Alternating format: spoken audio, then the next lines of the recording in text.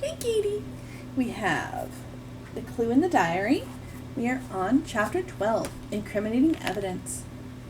For several weeks, Phil began, my father and a good many other postmasters have been receiving reports like the one you just told me, Nancy. The police and the Postal Inspectors Division have been investigating, but haven't caught anyone yet. Said Nancy. Then my friend could easily be one of the victims. Just then, a record of dance music began to play, and Ned claimed Nancy. For the remainder of the evening, there was no chance to resume the conversation about stolen letters. But throughout the evening, the matter was constantly on her mind. By the time the party was over, and she had said good night to Ned, the young sleuth had a theory about the thefts. To start solving this mystery, she must first talk to Joe Swenson. By 10 the following morning, Nancy was on her way, with Bess and George in the front seat of the car with her. In her purse was the diary. The cousins were intrigued when Nancy told them about the dinner dance. Lucky you, said Bess, pretending to pout. Couldn't have Ned found a couple of blind dates for George and me? Nancy laughed, then turning serious, said, If we find Joe Swenson, I'm going to ask him point blank if he mailed any letters containing money to his wife. She did not explain her reason for this, not wishing to betray Phil's confidence about the money orders, and checks being stolen from mail. Suppose he says yes, George suggested. Then I'll ask him where he mails his letters and try a little detective work to see what happens. The first shift of noonday lunchers was trickling from Mr. Weston's factory as Nancy parked nearby. Soon the recreation area was filled with men. Some seated themselves on the ground to eat, others began to play ball. It won't be easy to find Joe Swenson in such a large group, Nancy declared in disappointment. If we had arrived 15 minutes earlier, we could have spotted him as he came out of the building. Nevertheless, the girls eagerly scanned the faces of the workmen. A number of them had gathered near the drinking fountain, but Joe Swenson was not among this group. Not discouraged, the girls began to walk about, inquiring for a man named Dahl. The men they questioned had never heard of him. I'm sure he works here, Nancy declared to her friends. Workmen passing to and fro stared curiously at the girls, obviously wondering what had brought them to the electronics plant. Nancy was becoming a bit disheartened when she chanced to observe a light-haired man leaning dejectedly against the high fence which surrounded the grounds. Apparently the man had picked an isolated, tree-shaded spot away from the other workers. He had his back to the girls, but from a distance Nancy thought his tall, spare build was exactly like that of the stranger she had seen running from the fire. Could he be Honey's father? She watched expectantly, and presently the man turned around. He was the same person she had seen on the previous day's visit to the factory. Nancy could not mistake the face. He was Joe Swenson. You girls stay here a moment, will you? Nancy requested. I think I've found our man. I must speak to him alone. Be on your guard, and if he tries to escape, block the exit to the grounds. I don't think he'll try to make a disturbance, but if he's guilty, he may attempt a getaway. Nancy's heart beat faster than usual as she approached the man who was leaning against the fence. His downcast manner, the girl thought, could mean a guilty conscience. I beg your pardon, Nancy said courageously, but aren't you Mr. Joe Swenson, alias Dahl? The man wheeled around, but held his ground. After the first start of surprise, Nancy thought he did not look unusually disturbed at the sudden encounter. Yes, he replied. Dahl's my name. Anything I can do for you?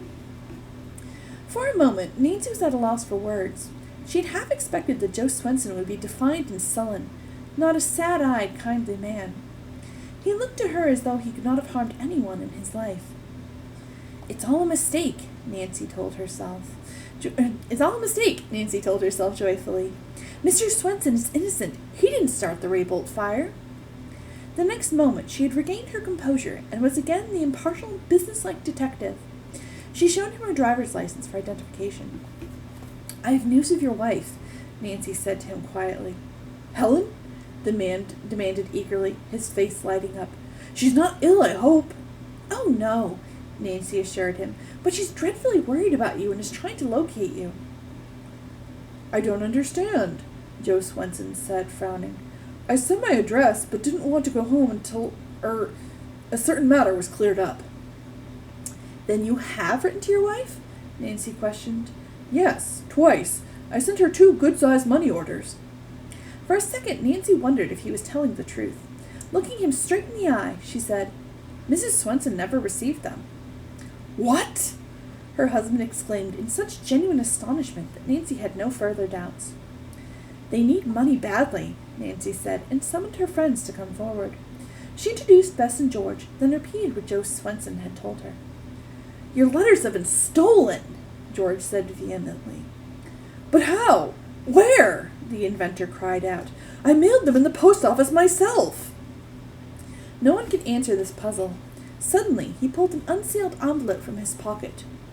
"Here's another letter to my wife with $25 in it. I was going to send a money order today.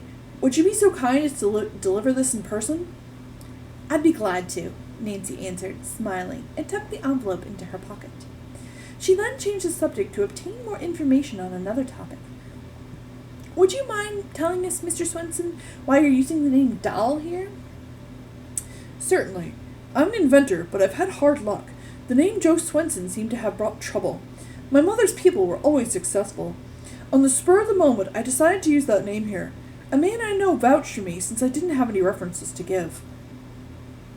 "I see," said Nancy. She smiled disarmingly. "Your wife told me of some unfair dealings you've had with a man who buys patents." "Indeed they were unfair. He cheated me. Felix Raybould is a thief." The three girls were unprepared for such an outburst from the seemingly mild-mannered man. Apparently he guessed what was going through their minds. "I shouldn't burden you with my problems," he said apologetically. "Things aren't any easier, even though I have a job. Did you know the Raybould house burned?" "Yes." "To be truthful, I am afraid I may be blamed if anyone finds out I was there." "You were there?" Bess asked, a look of feigned innocence in her big blue eyes. "I had an appointment with Mr. Raybould early that evening," Joe Swenson explained. "The house was dark.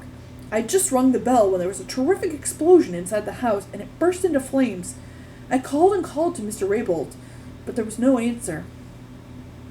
"Did you try to break in to help?" George asked bluntly. "Yes, but I couldn't budge the front door. I ran around to the back. Because of the flames, I knew I couldn't do any good. Then I heard a car approaching the house. It occurred to me I might be blamed, so I ran away." "Did you see anyone else on the grounds?" Nancy asked. "No." "Do you think Mr. Raybould lost his life in the fire?" Nancy asked. "I really don't know. I didn't see or hear him inside, and the police haven't located any evidence," the inventor replied. Nancy had been endeavoring to formulate an honest opinion of the man's story. Her hand went to her purse, but she did not bring forth the diary. From their casual conversation so far, she could not be absolutely certain that Joe Swenson was innocent. She must question him further. "They've been searching the grounds for clues," Nancy said nonchalantly. "A number of articles have been picked up in the vicinity." Swenson looked sharply at Nancy, as though it had dawned on him that he might indeed be under suspicion. However, his next words were spoken casually. "I wonder if a diary was found. I lost one. Probably dropped it along the road." Nancy made no move to give him the diary, although she was convinced it was his. "I hated to lose that little journal," Joe Swenson continued. "It was written mostly in Swedish, and wouldn't be of any value except to myself, and to Felix Raybould, that sly fox." "What has the diary to do with Mr. Raybould?" Nancy asked. "The diary contains—" Joe Swenson hesitated. "Well, it contains things Felix Raybould wishes were not written down.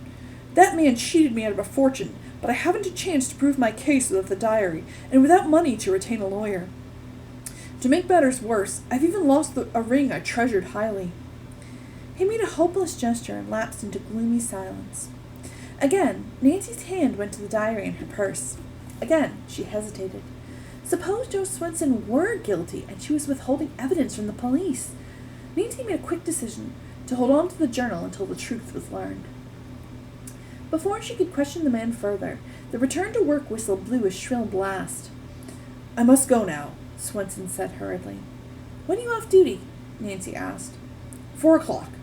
"Then perhaps we'll see you again before we return to River Heights." Noticing the man's surprise, she added quickly, "Wouldn't you like me to carry a message to Mrs. Swenson and Honey?" "Thank you, but I'll write to them again." Nancy and her friends watched him until he disappeared inside the building. The girls then walked slowly back to the car. "I'll bet," said George, "that Joe Swenson is worried about the fire and will run away again." Nancy remained silent, deep in thought. Just as she reached the convertible, someone grabbed her arm roughly. She turned to face a tough, cruel-looking man. Uh-oh. Who could this person be?